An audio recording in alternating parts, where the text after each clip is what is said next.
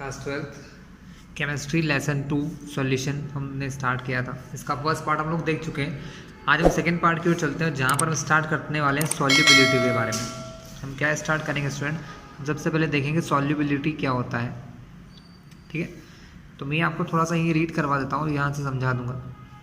Solubility of a substance is the maximum amount that can be dissolved in a specified amount of solvent at a specified temperature.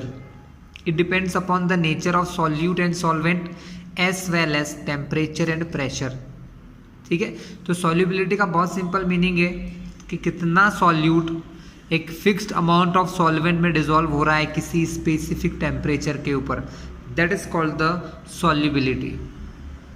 Solubility से क्या समझे student के maximum amount of solute है ना can be dissolve in specified amount of solvent. Example के तौर पे ये ले लो कि सपोज हमने सॉल्वेंट को लिया 100 ml है ना, 100 ml हमने सॉल्वेंट लिया, इसमें मैक्सिममली कितना सॉल्यूट डिजोल्व हो सकता है। सपोज मैक्सिममली इसके अंदर डिजोल्व हुआ 10 ग्राम, कि सपोज 10 ग्राम जो इसके अंदर डिजोल्व हो गया 100 ml सॉल्यूशन में। ठीक है, तो और टेम्परेचर जो भी हो हम कुछ कांस्टेंट मान लो कि 10 डिग्री पर या 20 डिग्री पर, तो इसकी सॉल्युबिलिटी को कैसे एक्सप्रेस करोगे। सॉल्युबिलिटी को एक्सप्रेस करने की टर्म हम पहले ही देख चुके हैं, मोलैरिटी निकालो, मोलैलिटी निकालो, मोल फ्रैक्शन है ना। तो ये हो गया अमाउंट ऑफ सॉल्यूट, इससे ज़्यादा पॉसिबल नहीं है। ये एग्जाम्पल ले रहा हूँ स्टूडेंट, ऐसा कुछ भी हो सकता है, बहुत सारे एग्जाम्पल होंगे। तो maximum amount of solute dissolve in specific amount of solvent. अगर आप इसको अब स्पेसिफिक क्यों बोल रहे हैं स्टूडेंट कि अगर इसको अगर मैं चेंज कर दूं, अगर ये 100 से 200 कर दूं तो क्या होगा, तब ये भी तो बढ़ जाएगा, ये भी चेंज हो जाएगा ना, तो ये भी 10 से 20 हो जाएगा। यानी सॉल्युबिलिटी एक फिक्स्ड होती है हमेशा, किसी भी अमाउंट की, किसी भी दो चीज़ों की आपस में सॉल्युबिलिटी या किसी एक सॉल्यूट की दूसरे सॉल्वेंट में सॉल्युबिलिटी फिक्स होती है एक फिक्स टेम्परेचर और प्रेशर के ऊपर। देखिए हमने इससे पहले वाली वीडियो में देखे थे कि कई प्रकार के सॉल्यूशन होते हैं according to the solute. Solute के हिसाब से अगर सॉल्यूट हमारा सॉलिड है या लिक्विड है या फिर अगर गैस है, तो ये 3 टाइप के सॉल्यूशन तो बहुत टाइप के होते हैं। सॉलिड का सॉलिड में सॉल्यूशन, सॉलिड का लिक्विड में सॉल्यूशन, सॉलिड का गैस में सॉल्यूशन है ना। इस प्रकार हम पहले ही देख चुके हैं। तो हम आज मेनली डिस्कस करेंगे सॉलिड लिक्विड विथ लिक्विड, मतलब सॉलिड लिक्विड का लिक्विड में सॉल्यूशन और किसी गैस का किसी लिक्विड में सॉल्यूशन, इनके बारे में थोड़ा सा डिस्कशन हम लोग यहाँ पर करने वाले हैं। तो पहले बात करते हैं सॉलिड लिक्विड का लिक्विड में सॉल्यूशन, यानी पहले सॉलिड और लिक्विड में यहाँ पर सॉल्वेंट क्या होगा। सॉल्वेंट हमने मान लिया है कि लिक्विड है, कि किसी सॉलिड को अगर हम लिक्विड में डिसॉल्व करते हैं है ना, तो क्या होता है। सॉल्युबिलिटी को एक्सप्रेस करने के टाइम हमने मोलैलिटी ये सब पहले ही पढ़ चुके हैं। अगर हमको यहाँ पता होता कि कौन सा सब्सटेंस है तो हम उसके मोल्स निकाल सकते हैं है ना, और हमारे पास वॉल्यूम दिया है तो यहाँ से मोलैरिटी निकल सकती है। क्लियर है क्लास। चलिए अब हम देखते हैं कि सॉल्यूट और सॉल्वेंट। सपोज अगर मैं यहाँ पर यूनिट भी बता दूँ स्टूडेंट कि मान लीजिए हम यहाँ हमने लिया ग्राम और यहाँ हमने ले लिया ml, तो हमारा सॉल्वेंट की यूनिट क्या हो जाएगी। तो सॉल्यूशन को हम क्या लिख सकते हैं 10, इसको चेंज कर लीजिए 1/10 को लिख सकते हैं 0.1, तो हम ये लिख सकते हैं 0.1 ग्राम पर ml। इस टाइप से ये यूनिट है, ये डिपेंड करती है इन दोनों के ऊपर। अगर हम इस यहाँ पर मोल लेते हैं तो मोल से पता चल जाता है ना। तो ये चीज़ें मैं पिछले वीडियो में करवा चुका हूँ, मोलैरिटी, इसलिए उस पर हम ज़्यादा फोकस नहीं कर रहे हैं। अब हमने ये देख रखा है स्टूडेंट कि ये ज़रूरी नहीं है कि मैं कोई भी सॉल्यूट लूँ और उसको लिक्विड में डिज़ोल्व करूँ तो वो उसके अंदर डिज़ोल्व हो जाए। यानी ये ज़रूरी नहीं है कि हर एक सॉलिड हर एक लिक्विड में डिज़ोल्व हो जाए है ना। सॉलिड लिक्विड में कब डिज़ोल्व होता है, इसके लिए क्या कंडीशन है। तो सॉलिड, जैसे कि आपने सुना होगा कि वाटर जो होता है, वाटर के अंदर हमारे NaCl मतलब नमक, शुगर, ये बहुत आसानी से डिज़ोल्व हो जाते हैं।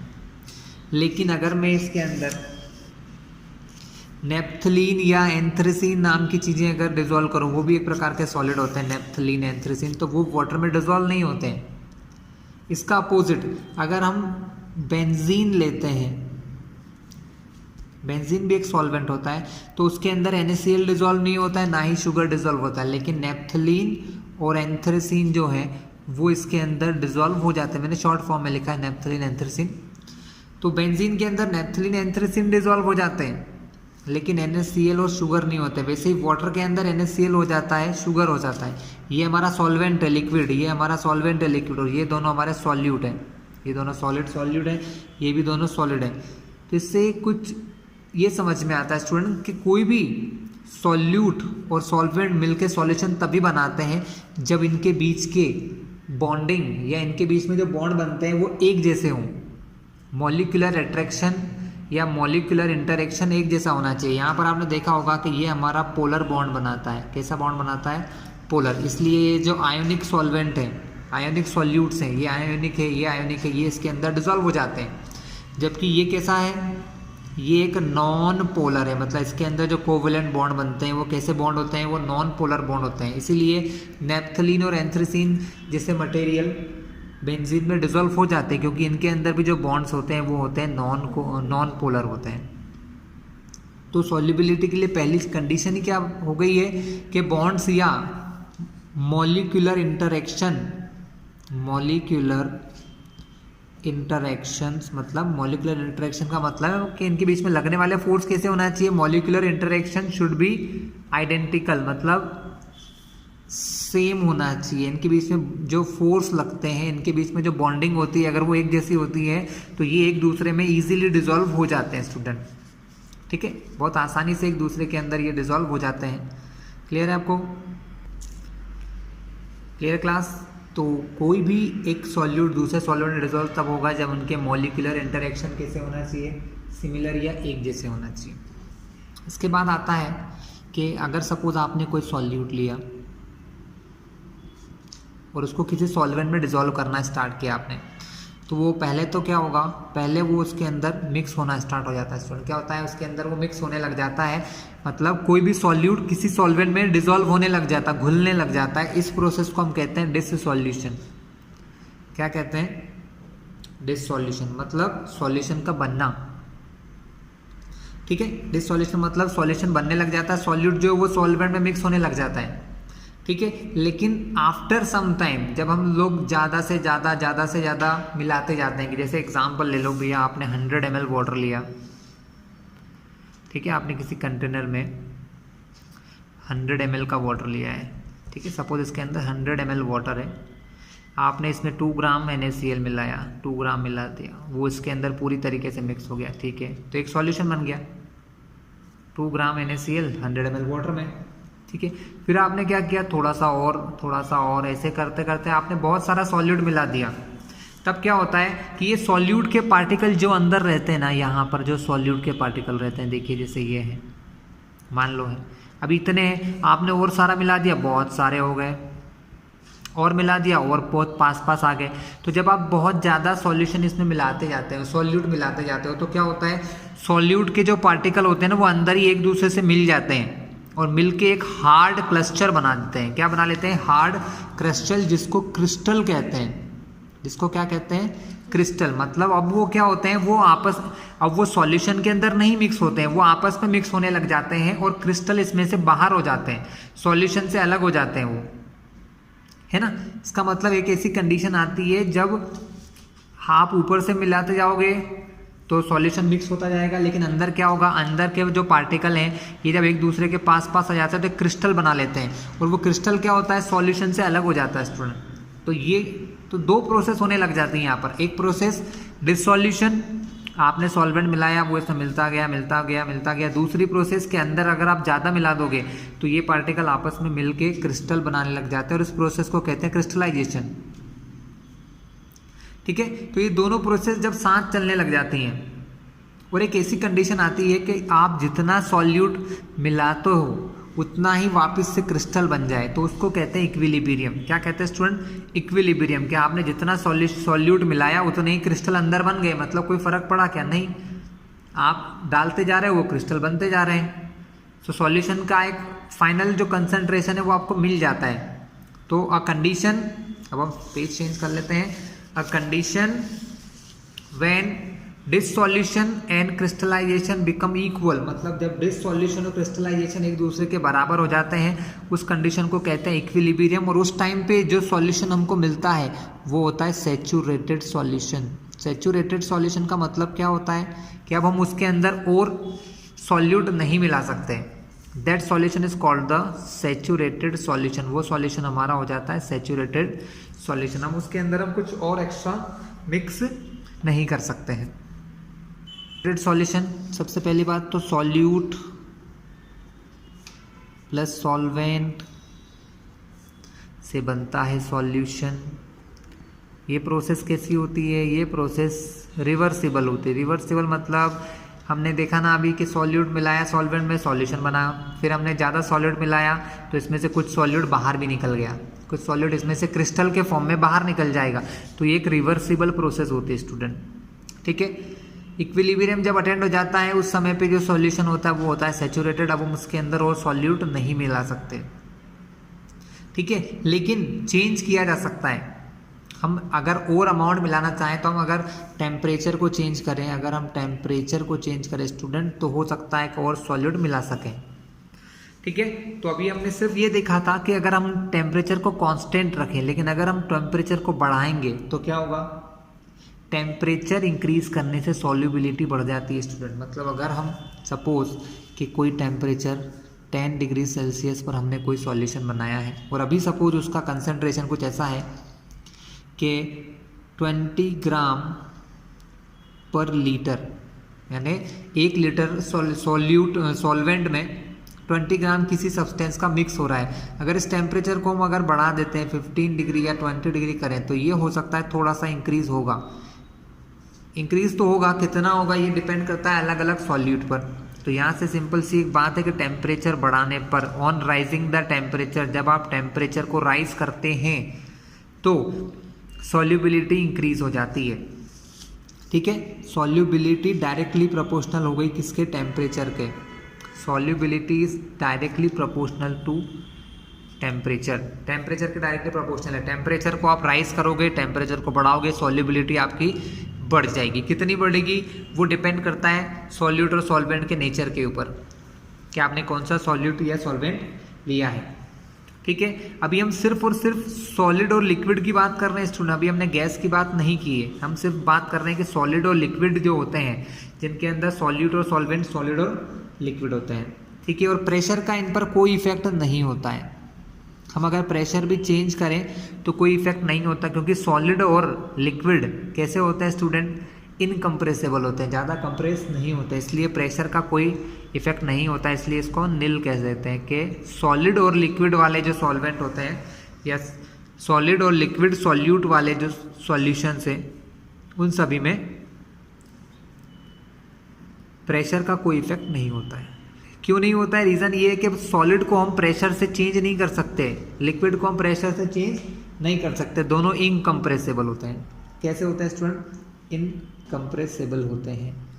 तो हमने यहाँ से क्या क्या देख लिया है? हमने बहुत सिंपल सी चीज़ देख ली है। सैचुरेटेड सॉल्यूशन क्या होता है? A solution which has maximum amount of solute, ऐसा सॉल्यूशन जिसके अंदर सबसे ज़्यादा सॉल्यूट होता है, ठीक है, वो होता है सैचुरेटेड। ये कब मिलता है? सैचुरेटेड सॉल्यूशन तब मिलता है जब डिसॉल्यूशन और क्रिस्टलाइजेशन दोनों प्रोसेस इक्वल अमाउंट में होती है। जितना सॉल्यूट मिलाएंगे उतने ही क्रिस्टल बाहर आ जाएंगे। लेकिन टेम्परेचर को चेंज करके हम लोग सैचुरेटेड सॉल्यूशन की वैल्यू बदल सकते हैं। तो अगर हम टेम्परेचर को राइज करते हैं तो टेम्परेचर बढ़ाने पर सॉल्युबिलिटी बढ़ जाएगी। दोनों एक दूसरे से डायरेक्टली प्रोपोर्शनल है, प्रेशर का कोई इफेक्ट इस पर नहीं होता। अब बात आती है सेकेंड टाइप के सॉल्यूशन जो हमको इस लेसन में काफ़ी ज़्यादा पढ़ना है, जो होते हैं गैस इन लिक्विड सॉल्यूशन। अब हम इनकी सॉल्युबिलिटी की चर्चा करेंगे कि गैसेस को जब हम लिक्विड में डिसॉल्व करते हैं तो इनकी सॉल्युबिलिटी किस रेट से इंक्रीज होती है या डिक्रीज होती है। क्लियर है क्लास? तो अब हम आगे चलते हैं, गैस इन लिक्विड सॉल्यूशन को डिस्कस करेंगे। स्टूडेंट्स, आप सभी ने देखा होगा कि जो एक्वाटिक एनिमल होते हैं वो अंडर वाटर रहते हैं, तो वो लोग ऑक्सीजन कैसे लेते होंगे? तो हम सभी को याद रखना है कि लिक्विड के अंदर गैसेस डिजॉल्व होती हैं, उसी टाइप से जैसे वाटर है ना, हमारे वाटर में गैसेस डिजॉल्व हो सकती है, बहुत सारी गैसेस डिजॉल्व होती है। मेनली ऑक्सीजन की बात करूँ कि वाटर में ऑक्सीजन गैस डिजॉल्व होती है। इसी वजह से जो एक्वाटिक एनिमल होते हैं, जो पानी के नीचे रहते हैं, वो वाटर के अंदर मिक्स होने वाली ऑक्सीजन से ही जीवन जीते हैं। जैसे कि फिशेस होते हैं, फिशेस अपनी ऑक्सीजन कहाँ लेती हैं? फिश अपनी ऑक्सीजन वाटर के अंदर से, जो ऑक्सीजन घुली हुई होती है, जो ऑक्सीजन वाटर में डिजॉल्व होती है, उसी से लेते हैं। इसका मतलब ऑक्सीजन जो है या जो गैसेस हैं वो लिक्विड में डिजॉल्वेबल होती हैं। लेकिन लिक्विड में गैस का डिजॉल्व होना प्रेशर पर बहुत डिपेंड करता है स्टूडेंट, ग्रेटली बहुत ज़्यादा डिपेंड करता है प्रेशर पर। सिंपल सा कंसेप्ट है, more the pressure of gas, more is the pressure of gas, more is the solubility. जितना ज़्यादा प्रेशर होगा गैस का, उतना ही ज़्यादा वाटर में या किसी लिक्विड में वो डिजॉल्व होगी। ठीक है, लेकिन इन सबसे पहले हम ये समझते हैं कि प्रेशर ऑफ गैस होता क्या है। कैसे आप समझ पाओगे कि गैस का प्रेशर बढ़ता कब है, घटता कब है? कैसे हम किसी गैस के प्रेशर को कम या ज़्यादा कर सकते हैं?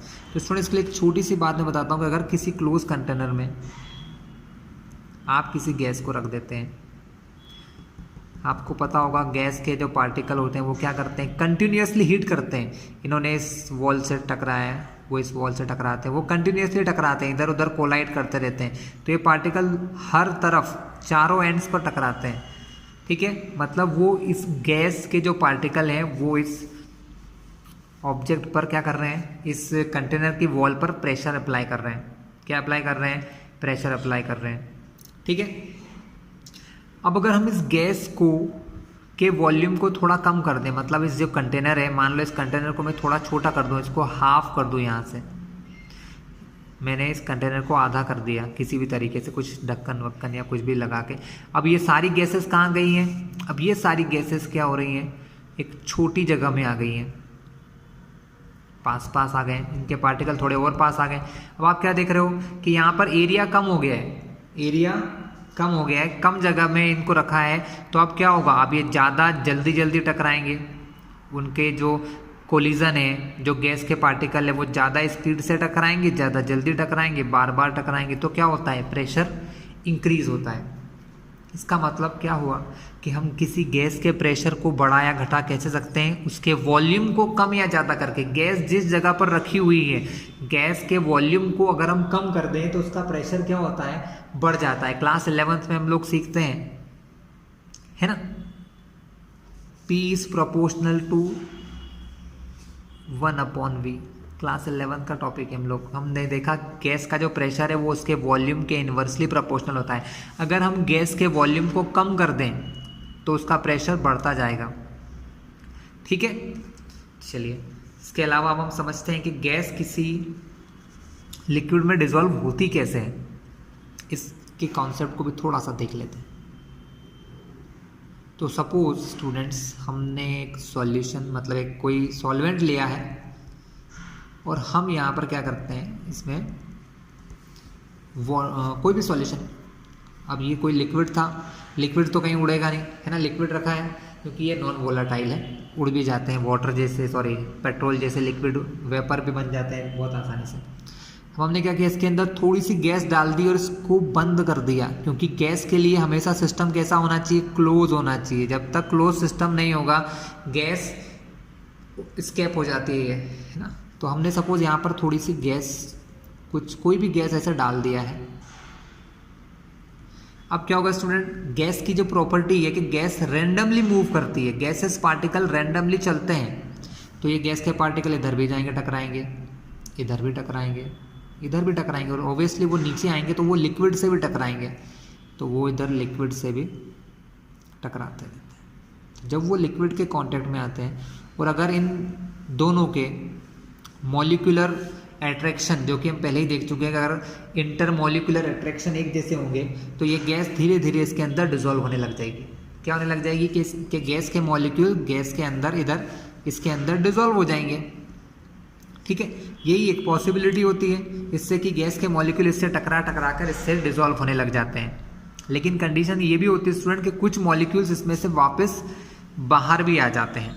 कुछ मॉलिक्यूल्स इसमें से रिटर्न बाहर भी चले जाते हैं, जैसा कि हमने वहाँ देखा था क्रिस्टलाइजेशन और डिसॉल्यूशन। तो उसी प्रकार से क्या होता है, एक इक्विलिब्रियम बन जाता है, एक इक्विलिब्रियम क्रिएट हो जाता है कि जितने पार्टिकल इसके गैस के इसमें डिसॉल्व हो रहे हैं उतने ही पार्टिकल इसमें से बाहर निकल जाते हैं। और जिस टाइम पे इक्विलिब्रियम बन जाता है, मतलब जितने पार्टिकल इसके अंदर जाते हैं और उतने ही पार्टिकल या जितने पार्टिकल बाहर निकल जाते हैं, उस इक्विलिब्रियम की कंडीशन को हम कहते हैं कि किसी गैस का लिक्विड में सॉल्यूशन बन चुका है। ठीक है, जितने मॉलिक्यूल्स गैस के वाटर में डिसॉल्व होते हैं या लिक्विड में डिसॉल्व होते हैं, अगर उतने ही मॉलिक्यूल इसमें से बाहर भी निकल जाते हैं इस एरिया में, तो क्या होगा, तो हम ये कहेंगे कि गैस का एक सैचुरेटेड सॉल्यूशन बन चुका है, कंप्लीट सॉल्यूशन हो गया है एक फिक्स्ड वॉल्यूम के ऊपर। गैस का एक फिक्स प्रेशर, यहाँ गैस का प्रेशर फिक्स है, वो डिपेंड कर रहा है कि गैस के ऊपर कितनी जगह है, कितने प्लेस पे हमने गैस को रखा हुआ है।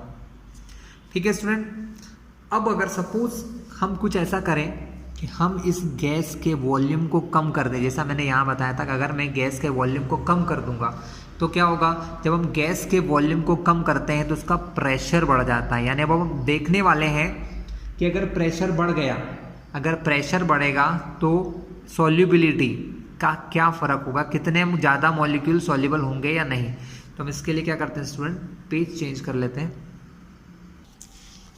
सो स्टूडेंट, हम दोनों ही डायग्राम फिर से बनाएंगे। फर्स्ट कंडीशन जो पीछे के पेज पे था, यहाँ पर हमने एक पिस्टन लगाया हुआ है। वो पिस्टन क्या कर सकता है, पिस्टन को हम नीचे प्रेस करके वॉल्यूम को डिक्रीज कर सकता है। और वॉल्यूम डिक्रीज होगा तो प्रेशर इंक्रीज होगा, जो कि रिलेशन में आपको पहले ही समझा चुका हूँ कि वॉल्यूम अगर आप कम करोगे, गैस का वॉल्यूम कम करोगे तो प्रेशर बढ़ जाएगा। अभी यहाँ पर गैस के मॉलिक्यूल्स हैं, अभी आप देख सकते हैं कि गैस के मॉलिक्यूल के लिए कितना स्पेस है। अब हमने क्या किया, हमने इस पिस्टन को प्रेस किया डाउनवर्ड साइड में। हम इस पिस्टन को क्या करते हैं, नीचे की तरफ प्रेस करते हैं। ये हमारा लिक्विड हो चुका है, हमने पिस्टन को यहाँ तक प्रेस कर दिया। तो आप देख सकते हैं कि जो वॉल्यूम है, हमने इस पिस्टन को नीचे धकाया। पिस्टन आप समझते होंगे, हम इस पिस्टन को नीचे लेके आए, जैसे सिरिंज होती है ना, सिरिंज में से प्रेस करते हैं तो वॉल्यूम कम होता जाता है धीरे धीरे।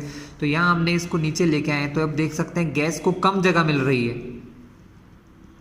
तो गैस के पार्टिकल एक तो पास पास आ जाएंगे। दो काम होंगे स्टूडेंट, गैस के पार्टिकल एक दूसरे के क्लोज भी आ जाएंगे और स्ट्राइक रेट बढ़ जाएगा। पहले क्या हो रहा था, ये आप इनको घूमने के लिए बहुत सारा स्पेस मिल रहा था, गैस के पार्टिकल को मूव करने के लिए बहुत सारी जगह थी, तो वो इनका लिक्विड से कांटेक्ट थोड़ा कम होता है। लेकिन जब हम स्पेस को कम कर देते हैं, जब हम वॉल्यूम को कम कर देते हैं, तो मोर number of particle striking with the gas, मतलब गैस के ज़्यादा पार्टिकल अब इससे टकराएंगे, और जितने ज़्यादा पार्टिकल वाटर या लिक्विड के कांटेक्ट में आएंगे उतने ही ज़्यादा पार्टिकल इसमें जल्दी जल्दी घुलते जाएंगे। इसका मतलब है कि आपने वॉल्यूम कम किया, वॉल्यूम कम करने से क्या हुआ, प्रेशर बढ़ा। तो प्रेशर अगर आप इंक्रीज करते हैं स्टूडेंट, अगर आप प्रेशर को इंक्रीज करोगे तो प्रेशर इंक्रीज करने से सॉल्युबिलिटी भी इंक्रीज हो जाएगी। सॉल्युबिलिटी भी क्या होगी, इंक्रीज हो जाएगी। क्लियर है आपके सामने। अगर हम प्रेशर को और, अगर वॉल्यूम को और कम कर देंगे तो और भी ज़्यादा पार्टिकल क्या कर सकते हैं, इस गैस के साथ, सॉरी इस लिक्विड के साथ स्ट्राइक करेंगे। जितने ज़्यादा पार्टिकल स्ट्राइक करेंगे उतने ही जल्दी जल्दी उसकी सॉल्युबिलिटी इसमें इंक्रीज होती जाएगी। तो यहाँ से सिंपल सी बात है कि प्रेशर ऑफ गैस, अगर आप गैस का प्रेशर बढ़ाते हैं, अगर इस गैस का प्रेशर इंक्रीज करते हैं तो उसकी सॉल्युबिलिटी भी इंक्रीज होगी। तो गैसियस सॉल्यूशंस या किसी गैस के लिक्विड में सॉल्यूशन की सॉल्युबिलिटी इंक्रीज होती है ऑन इंक्रीजिंग द प्रेशर। जैसे जैसे आप प्रेशर बढ़ाते हैं इसकी सॉल्युबिलिटी इंक्रीज हो जाती है। तो सबसे पहले इस रिलेशन को वेरीफाई किया था हेनरी, साइंटिस्ट थे सर हेनरी। उन्होंने एक लॉ दिया जिसको Henry's law of gaseous solution कह सकते हो या सिर्फ हेनरीज लॉ कह सकते हैं। हेनरी लॉ क्या कहता है, हेनरीज लॉ ने ये कहा, solubility of any gas, solubility of any gas, कोई भी गैस जो किसी लिक्विड में डिसॉल्व हो रही है, solubility of any gas dissolve in liquid at constant temperature. ये चीज़ थोड़ा सा ध्यान रखिएगा, टेम्परेचर चेंज होने पर सॉल्युबिलिटी थोड़ी सी चेंज हो जाती है। इसलिए हम अभी तो क्या मान रहे हैं, क्योंकि हम बात कर रहे हैं प्रेशर की सिर्फ, कि प्रेशर से सॉल्युबिलिटी का क्या कनेक्शन है। तो solubility of any gas dissolve in liquid at constant temperature, किसी कांस्टेंट टेम्परेचर पर क्या होती है, डायरेक्टली प्रोपोर्शनल होती है, डायरेक्टली प्रोपोर्शनल होती है किसके, partial pressure of gas, partial pressure of gas. अगर आप कभी सिर्फ प्रेशर ऑफ गैस भी लिख दोगे ना तो भी आपका आंसर सही हो जाएगा। पार्शियल शब्द का क्या मतलब है भी समझाऊंगा मैं आपको। तो हेनरी का लॉ क्या है, solubility of any gas dissolve in liquid at constant temperature is, यहाँ इज लगा लीजिए, is directly proportional to the partial pressure of gas. मतलब सॉल्युबिलिटी किस पे डिपेंड कर रही है, प्रेशर ऑफ गैस पे, सिर्फ एक चीज पे डिपेंड कर रही है, प्रेशर ऑफ गैस पे। आप प्रेशर इंक्रीज करोगे सॉल्युबिलिटी भी इंक्रीज हो जाएगी, क्योंकि वो उसके डायरेक्टली प्रोपोर्शनल है। क्लियर है क्लास इतना आपको। But partial pressure of gas present above the liquid या सॉल्यूशन, मतलब लिक्विड के ऊपर, क्योंकि गैस के लिए स्पेस जो है वही उसका प्रेशर डिसाइड करता है कि कितनी जगह में हमने रखा है। तो present above the surface of liquid, इस लिक्विड की सरफेस पर जितनी जगह में ये प्रेजेंट है उसके हिसाब से, क्योंकि पार्शियल प्रेशर निकालने के लिए ये स्पेस या वॉल्यूम ही इंपॉर्टेंट होता है स्टूडेंट। ठीक है, यहाँ वर्ड यूज किया है पार्शियल। पार्शियल का मतलब क्या होता है कि जहां पर गैस को टोटल स्पेस नहीं मिल रहा है। अगर मान लो ये इस पूरे कंटेनर में सिर्फ गैस होती, स्टूडेंट क्या होती, इस पूरे कंटेनर में सिर्फ क्या होती, हमारी गैस प्रेजेंट होती, तो वो उसका टोटल प्रेशर होता। लेकिन यहाँ गैस पूरे सिस्टम में नहीं है, थोड़े से सिस्टम में है, इसलिए इसको पार्शियल प्रेशर नाम दिया है। ठीक है, तो हेनरी सर ने जो लॉ दिया फिर से एक बार देख लेते हैं। सॉल्युबिलिटी ऑफ एनी गैस, किसी भी गैस की सॉल्युबिलिटी जो कि डिसॉल्व हो रही है लिक्विड में at constant temperature is directly proportional to partial pressure of gas present above the liquid और सॉल्यूशन। या तो लिक्विड लिखो या सॉल्यूशन के ऊपर जो जगह होती है वहां पर जो गैस प्रेजेंट होती है उसके होता है। ठीक है,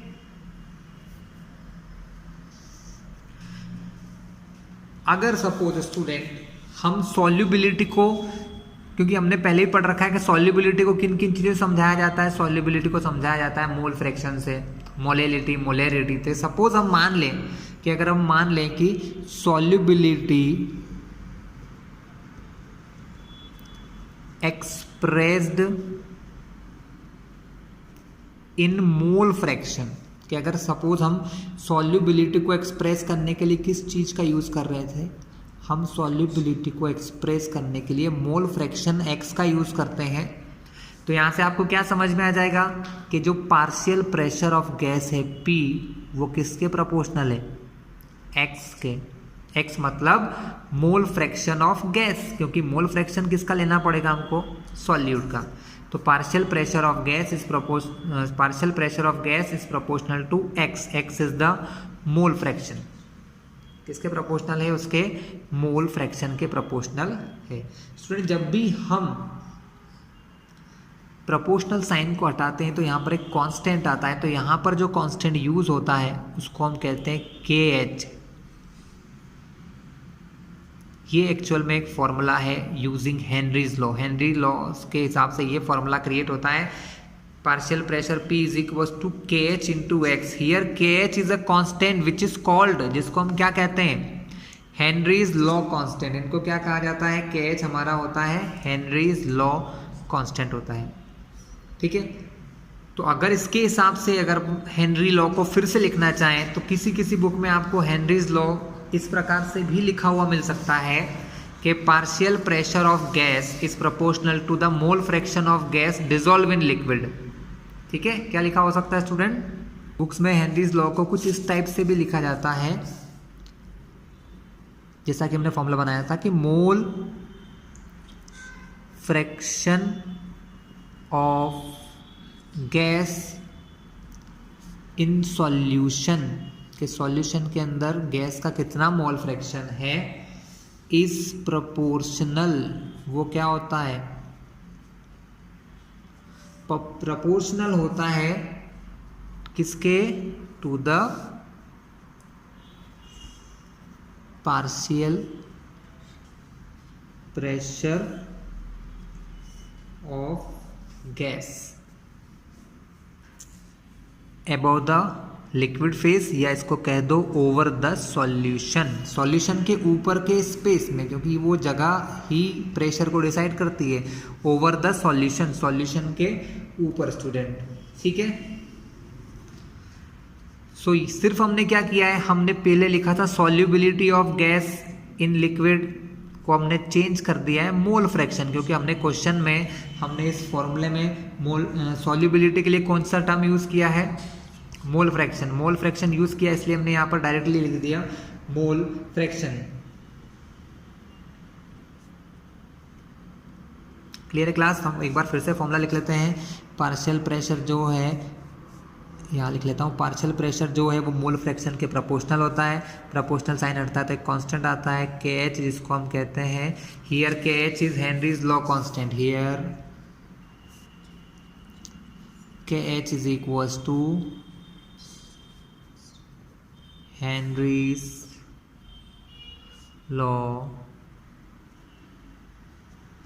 लॉ कांस्टेंट होता है, ठीक है। एक्सपेरिमेंटली ये फाइंड किया गया है स्टूडेंट कि KH जो होता है, KH value for gases, KH value for gases is different for different gas, is different for different gases, ठीक है। तो अलग अलग गैस के लिए KH की वैल्यू अलग होती है और ये टेम्परेचर पर भी डिपेंड करता है स्टूडेंट। टेम्परेचर के इंक्रीज या डिक्रीज होने पर KH की वैल्यू इंक्रीज या डिक्रीज हो जाती है, यानी KH जो होता है वो गैस के नेचर पर डिपेंड करता है। It depends on the nature of gas, ये किसी भी गैस के नेचर पर डिपेंड करता है, उसके इंटरमोलिकुलर फोर्सेस पर डिपेंड करता है, ठीक है। तो KH क्या होता है, एक हेनरीज लॉ कांस्टेंट होता है। It's value for a gas is different for different gases, KH की वैल्यू अलग अलग गैस के लिए अलग अलग होती है ना। टेम्परेचर पर भी डिपेंडेंसी होती है, अभी आगे बताऊंगा मैं आपको। So it depends on the nature of gas, तो ये KH जो है किसी गैस के अपने नेचर पे डिपेंड करता है। हम ये नहीं कह सकते किसी एक गैस का KH जो है वो ही KH दूसरी गैस का भी होगा। अब ये टेम्परेचर पर कैसे डिपेंड करता है, तो on increasing temperature, on increasing temperature, temperature increase करने पर क्या होता है, value of KH also increases, इसकी वैल्यू भी क्या होती है स्टूडेंट, इंक्रीज होती है, ठीक है, ऑल्सो इंक्रीजेस। अगर स्टूडेंट हमारी इस इक्वेशन को हम देखें फिर से कि P is equal to KH into x है, तो इस इक्वेशन को अगर हम फिर से लिखें that P is equal to KH into x, अगर हम ये देखना चाहें कि हमने ये तो चेक कर लिया कि प्रेशर और सॉल्युबिलिटी मतलब मोल फ्रैक्शन यानी सॉल्युबिलिटी और प्रेशर का डायरेक्ट रिलेशन है। अगर हम KH और इनमें रिलेशन देखना चाहें तो हम क्या करते हैं, हम ये देखते हैं कि P, अगर इस KH को मैं इन दोनों के पास से हटाऊं तो ये इक्वल मल्टीप्लाई से डिवाइड में जाएगा, तो P upon KH is equal to x, है ना। ये वैल्यू एक्सपेरिमेंटली भी फाइंड की गई है, ऐसा नहीं है कि सिर्फ फॉर्मूले से मैं समझा रहा हूँ, एक्सपेरिमेंटली भी फाइंड किया गया है कि KH की वैल्यू बढ़ने पर सॉल्युबिलिटी डिक्रीज होती है। और यहाँ पर ये इक्वेशन से भी देख सकते हो कि किसी इक्वेशन में अगर कोई एक वैल्यू ऊपर है और दूसरी वैल्यू डिनोमिनेटर में है, इसका मतलब है KH बढ़ेगा तो x कम होगा और KH कम होगा तो x बढ़ेगा, यानी इन दोनों में इन्वर्स रिलेशन है, एक न्यूमरेटर में एक डिनोमिनेटर में। तो क्या देखा गया, on increasing the temperature value of KH increase होता है और KH अगर बढ़ता जाएगा तो सॉल्युबिलिटी कम हो जाएगी। इससे डायरेक्ट रिलेशन क्या समझ में आ गया, इससे डायरेक्ट रिलेशन ये समझ में आ गया कि टेम्परेचर बढ़ेगा तो KH बढ़ेगा, लेकिन अगर KH बढ़ेगा तो सॉल्युबिलिटी कम होगी। इसका मतलब है on increasing temperature value of KH also increases and solubility of gas in liquid is decreases and solubility of gas in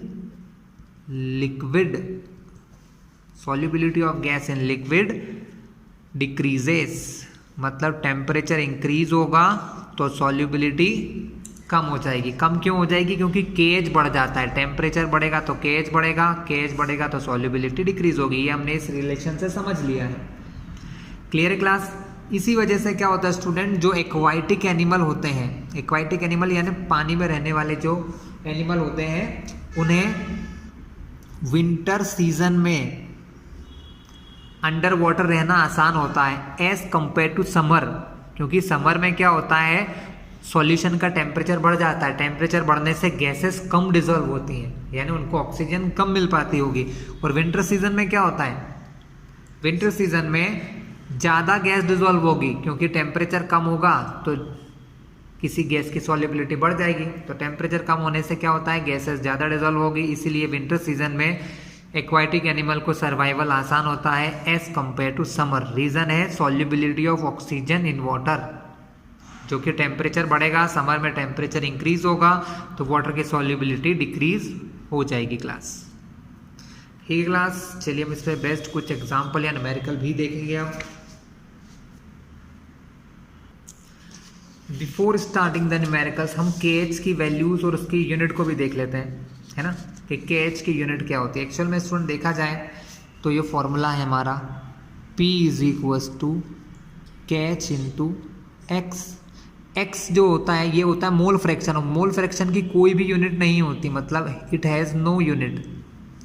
mole fraction की यूनिट नहीं होती है, इसका मतलब KH की यूनिट किसके इक्वल है, डायरेक्टली P यानी प्रेशर की यूनिट। तो KH की यूनिट हो सकती है यूनिट ऑफ KH, सारी प्रेशर की यूनिट जो हमने देख रखी है, KH की यूनिट पास्कल हो सकती है, एटमॉस्फेरिक प्रेशर ये भी प्रेशर की यूनिट है, ATM, इसके अलावा बार ये भी प्रेशर की यूनिट है, mmHg ये भी प्रेशर की। तो जो भी यूनिट प्रेशर की होती है वो सब यूनिट हमारे KH की हो सकती है। ठीक है, हमको जो क्वेश्चंस आते हैं उनमें KH की वैल्यूज गिवन होती है। तो स्टूडेंट आज हम देखेंगे एक एग्जाम्पल जो हमको हमारी बुक में दिया हुआ है। एग्जाम्पल को पहले रीड कीजिए। एग्जाम्पल क्या है, nitrogen gas is bubbled through water, मतलब नाइट्रोजन गैस का वाटर में सॉल्यूशन बनाया जा रहा है और टेम्परेचर है 293 केल्विन। क्या है 293 केल्विन्स। हमें फाइंड करना है how many millimoles of nitrogen gas would dissolve in 1 litre of water, यानी 1 लीटर वाटर में कितने millimole of gas dissolve हो रही है। Assume that nitrogen exert a partial pressure, nitrogen का पार्शियल प्रेशर दिया है 0.987 बार और हेनरी लॉ कांस्टेंट की वैल्यू नाइट्रोजन के लिए 293 केल्विन के ऊपर दे रखी है 76.48 किलो बार। ये वैल्यूज आपको क्वेश्चन में गिवन है। क्लियर है क्लास। तो आपको क्या क्या दे रखा है, आपको टेम्परेचर दे रखा है कि टेम्परेचर में चेंज नहीं हो रहा है इसलिए इसका कोई काम नहीं है।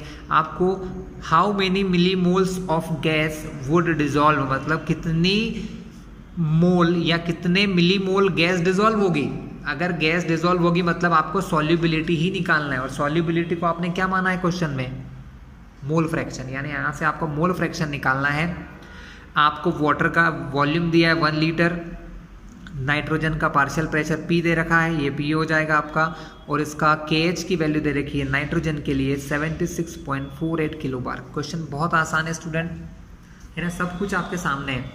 हमको क्वेश्चन में पार्शियल प्रेशर दिया हुआ है, पार्शियल प्रेशर ऑफ नाइट्रोजन दिया है 0.987 बार।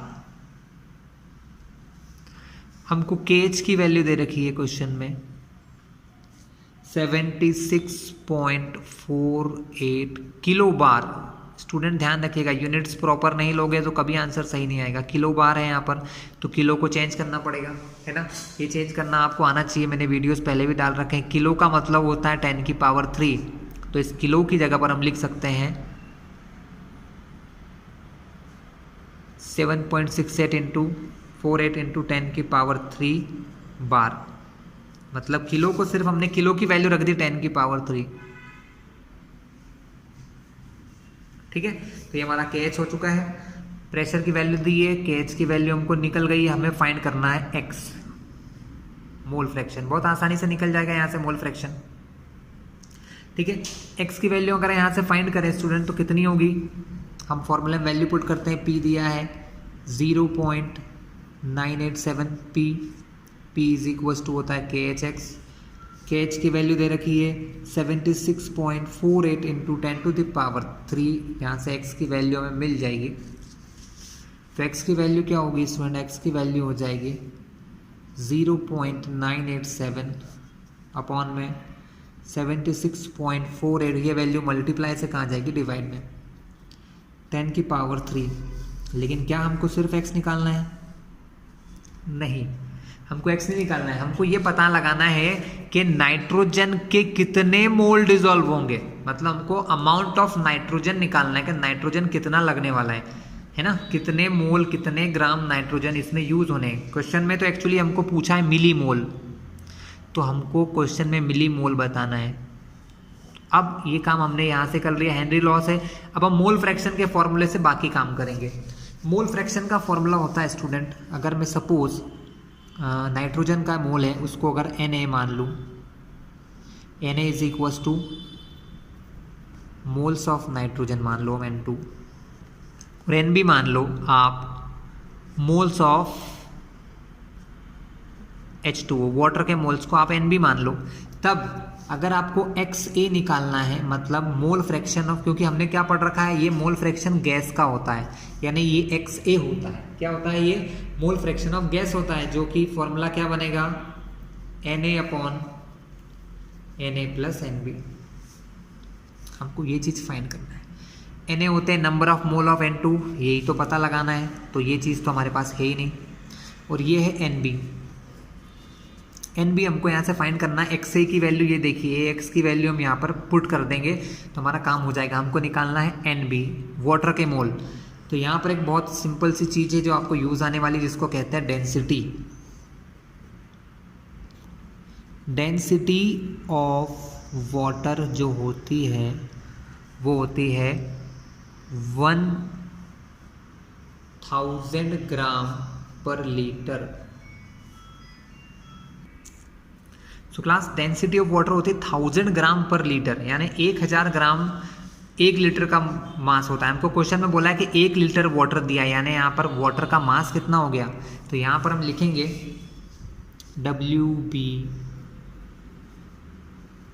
WB को हम क्या मानते हैं, ये होता है given mass of water. WB मतलब गिवन मास, वाटर का मास कितना है 1000 ग्राम वाटर है यहाँ पर। और MB पुरानी क्लास में मैंने बता चुका हूँ, मोलर मास। अगर मैं सब कुछ B मान रहा हूँ वाटर के लिए, तो WB उसका गिवन मास हो गया, MB उसका मोलर मास हो गया। वाटर होता है H2O, उसका मोलर मास कितना होता है स्टूडेंट, हाइड्रोजन का 1, ऐसे 2 मॉलिक्यूल है तो 1 × 2 तो 2, और ऑक्सीजन का होता है 16 और 2 18 ग्राम इसका मोलर मास होता है। मुझे निकालना है NB मतलब होता है नंबर ऑफ मोल, NB होता है number of mole of water. अगर मैं 1000 ग्राम गिवन मास अपॉन में मोलर मास, ये फॉर्मूला तो आप अभी तक याद कर ही चुके होंगे कि नंबर ऑफ मोल का फॉर्मूला होता है गिवन मास WB अपॉन में मोलर मास। अगर इसको इससे कैंसिल करूँ स्टूडेंट तो आप देखोगे कि 55.5 मोल के लगभग आ जाएगा इसका आंसर, 55.5 मोल। और एक चीज़ और बता दो स्टूडेंट, जब भी आप किसी गैस को किसी लिक्विड में डिसॉल्व करते हैं तो गैस के जो आंसर आता है ना वो बहुत छोटा आता है, 1 मोल भी नहीं आता है, 1 मोल भी नहीं आता है। इसका मतलब अगर मैं अपॉन में इन दोनों को प्लस करूं, Na और Nb इन दोनों को प्लस करूंगा तो इस Na को Nb में प्लस करने पर कोई विशेष फर्क नहीं पड़ने वाला है। इसलिए हम लोग क्या करते हैं, क्वेश्चन में x को XA निकालते समय Na अपॉन Nb ही लिखते हैं सिर्फ।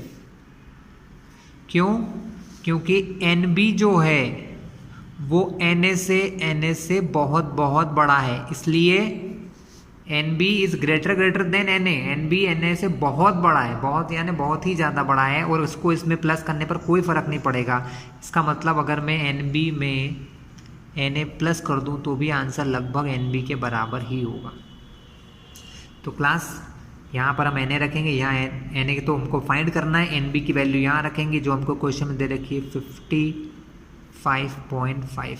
XA की वैल्यू हम क्वेश्चन में ऑलरेडी फाइंड कर चुके हैं, 0.987 अपॉन में 76.48 10 की पावर 3। ये वैल्यू भी अगर हम यहाँ अप्लाई करते हैं 0.987 अपॉन 76.48 इंटू 10 की पावर 3, तो यहाँ से हम Na की वैल्यू फाइंड कर सकते हैं। तो स्टूडेंट्स इसके लिए हम एक और पेज का यूज़ करेंगे, तो क्या होगा, ये मल्टीप्लाई में चला जाएगा, तो 0.987 इंटू 55.5 अपॉन में हो जाएगा 76.48 इंटू 10 की पावर +3 है, not -3 is equals to Na। तो स्टूडेंट अब बहुत इजी सा काम हो गया है, हमें सिर्फ और सिर्फ क्या करना है, हमें सिर्फ और सिर्फ मल्टीप्लाई डिवाइड करना है, तो हमें Na मिल जाएंगे। Na मतलब number of moles of nitrogen. इन दोनों का मल्टीप्लाई करके अगर हम इससे डिवाइड करते हैं स्टूडेंट तो क्या वैल्यू आती है, देखते हैं जरा। जब हम इन दोनों का मल्टीप्लाई करते हैं तो आंसर आता है लगभग 54.78 अपॉन में है 76.48 इंटू 10 की पावर 3। अगर इसमें हम डिवाइड करें 54.78 में 76.48 से डिवाइड करें स्टूडेंट, ये डिवाइड और ये चीज़ें तो आपको आती हैं इसलिए मैं करके नहीं दिखा रहा हूँ, तो आंसर आ रहा है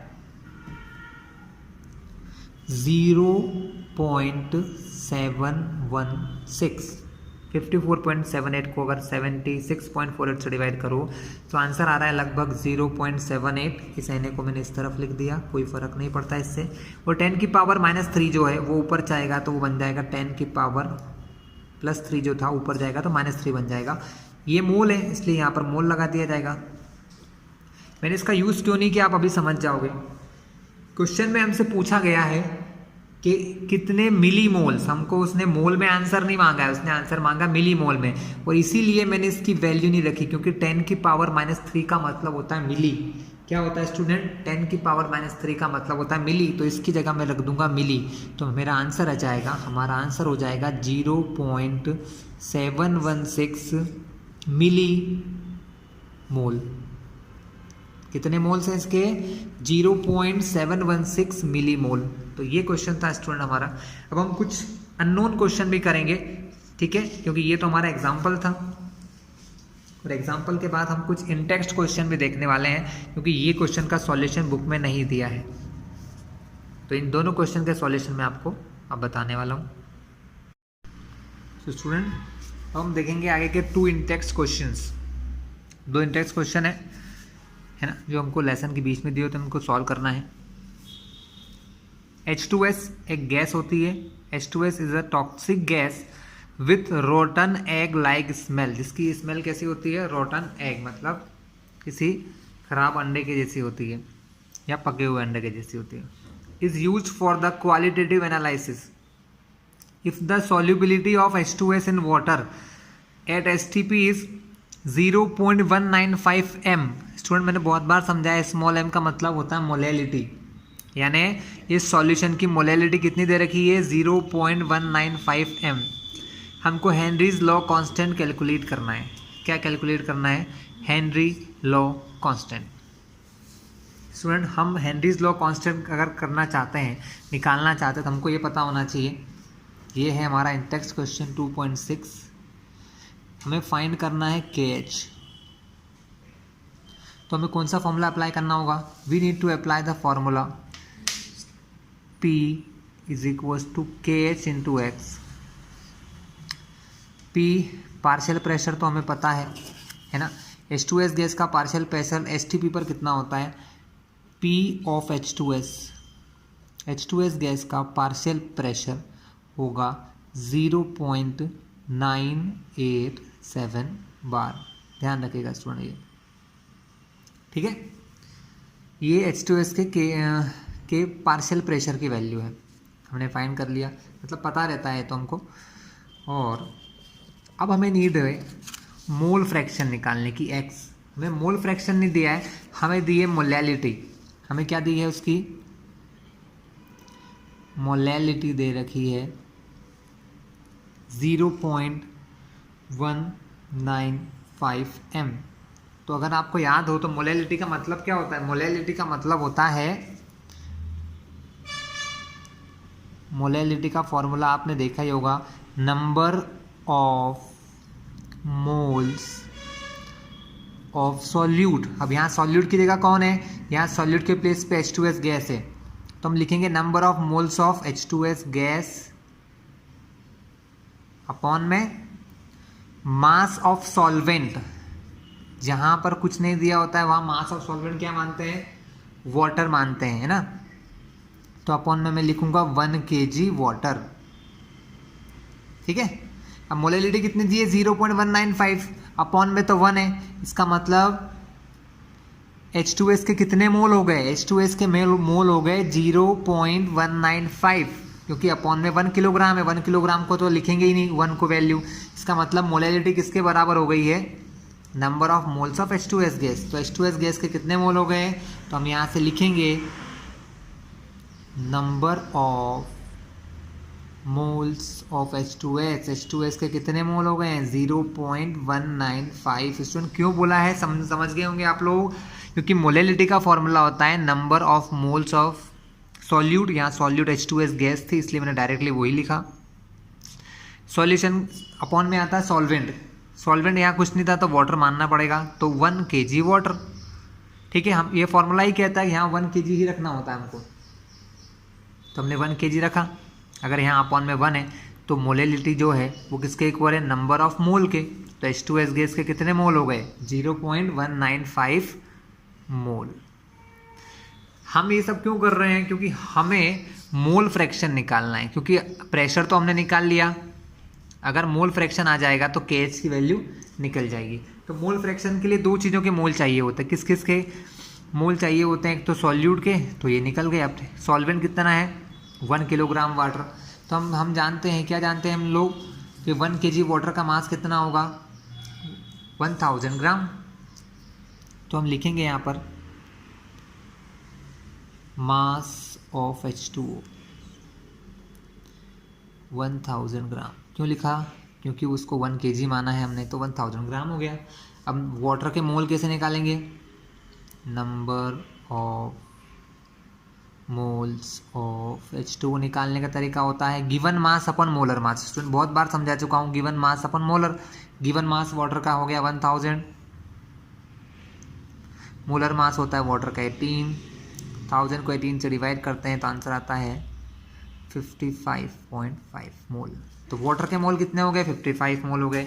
अब सपोज हम एक काम करते हैं, मैंने पहले भी बहुत बार समझाया कि अगर इसके मोल को हम कुछ नाम दे दें, हमने इसके मोल को नाम दे दिया Na, वाटर के मोल को नाम दे दो Nb, तो थोड़ा सा आसान हो जाता है, इतना सब कुछ लिखना नहीं पड़ेगा बार बार।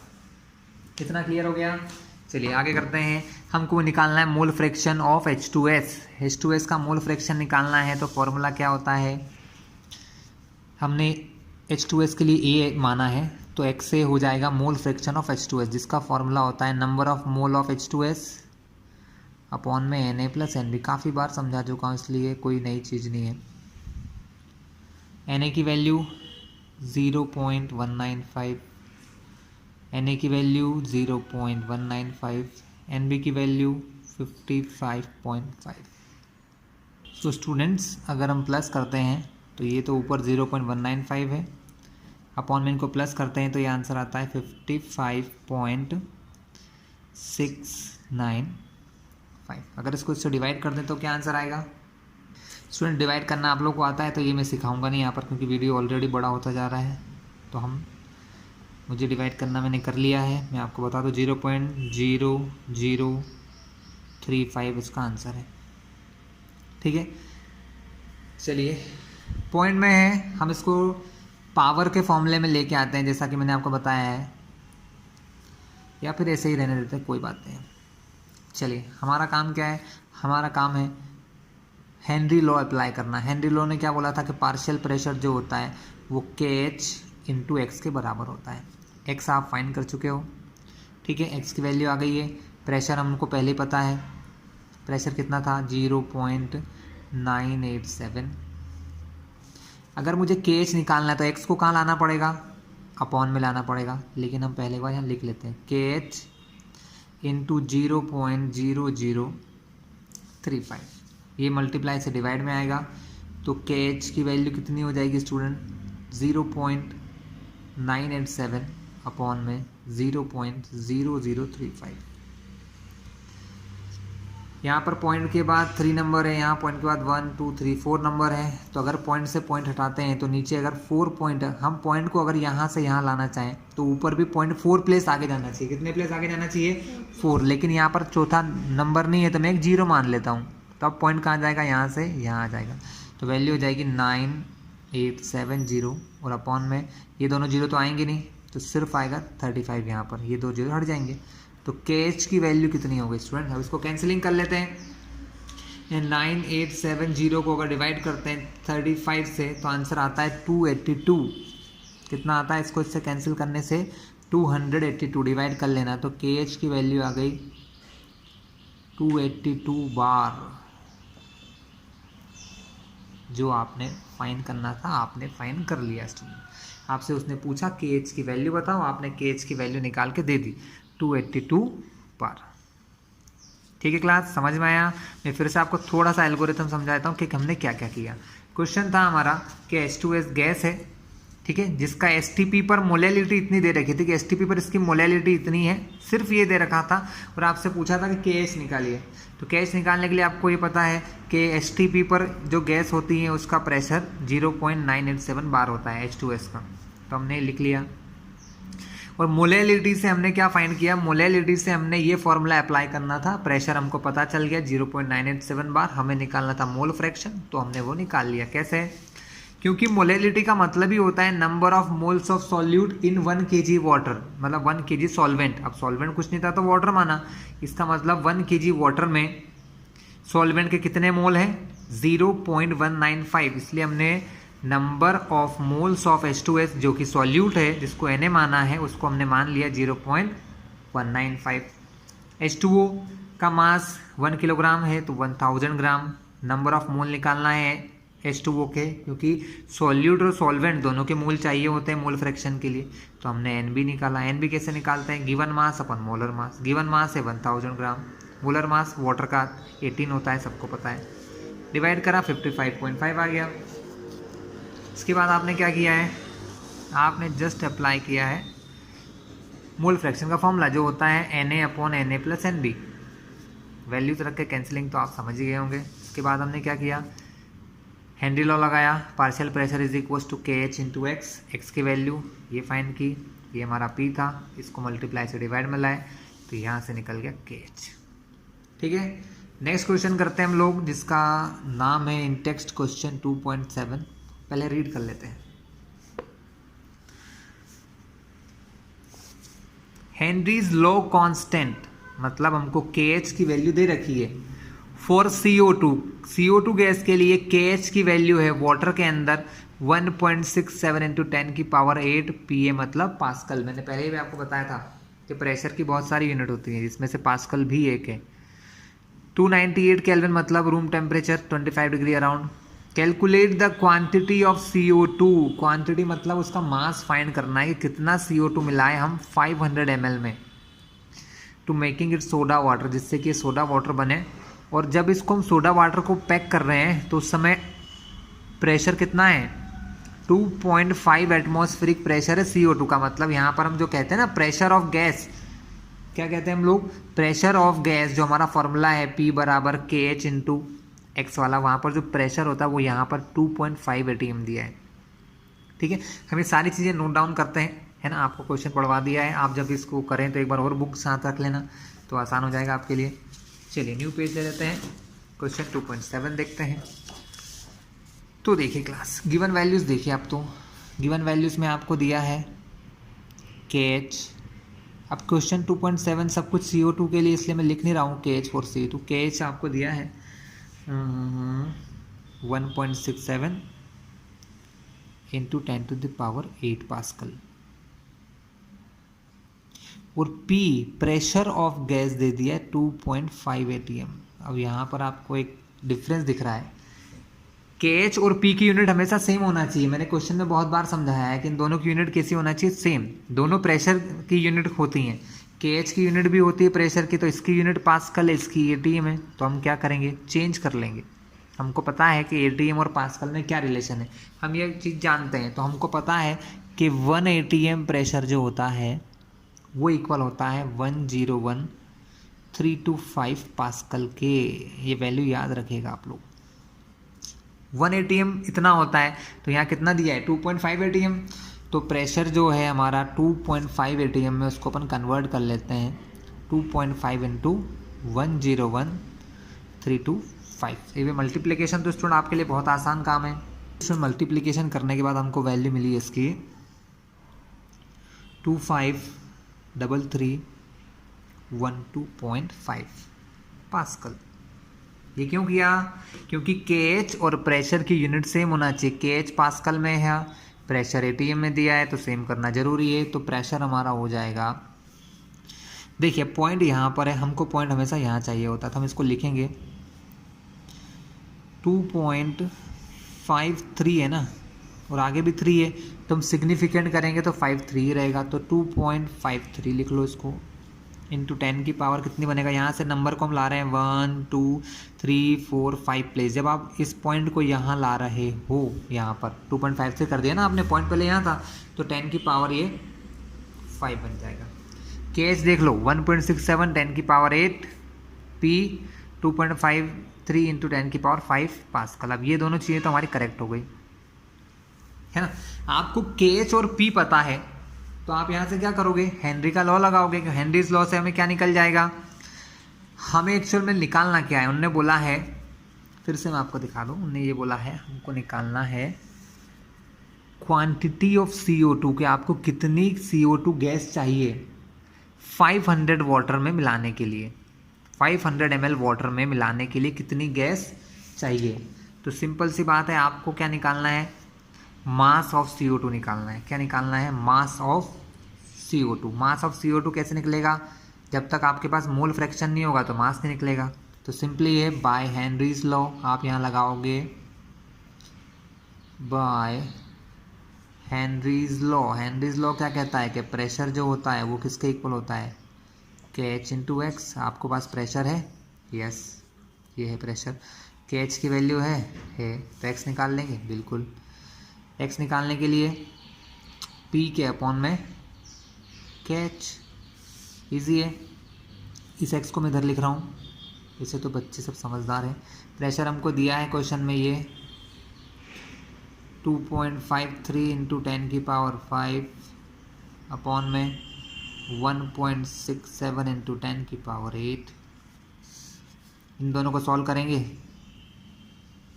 तो क्या होगा, ये सॉल्व जिसको नहीं करना आता वो एक बार ध्यान से समझ लो।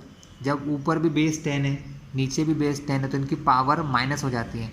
ऊपर वाली पावर में से नीचे वाली पावर को माइनस करते हैं, क्योंकि एक्सपोनेंट का लॉ है। तो 10 की पावर 8 में से 5 जाएंगे तो बचेगा 3, 8 बड़ा है, माइनस का है तो माइनस। तो यहाँ पर आंसर आएगा 10 की पावर -3। अब इसको इससे डिवाइड करके चेक कर लेते हैं कि आंसर क्या आएगा। अगर 253 मतलब 2.53 को अगर डिवाइड करें 167 यानी 1.67, तो आंसर आता है 1.52।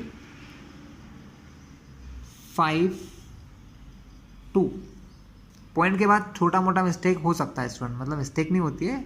हम लोग कभी कभी जिसको हम कहते हैं ना कि हम सिग्निफिकेंट करते हैं, तो कभी कभी कोई 5-1 ले लेता है, कोई 5-2 ले लेता है, तो इस टाइप से होता है। बाकी आंसर आपका करेक्ट ही आएगा, मत चिंता कीजिए।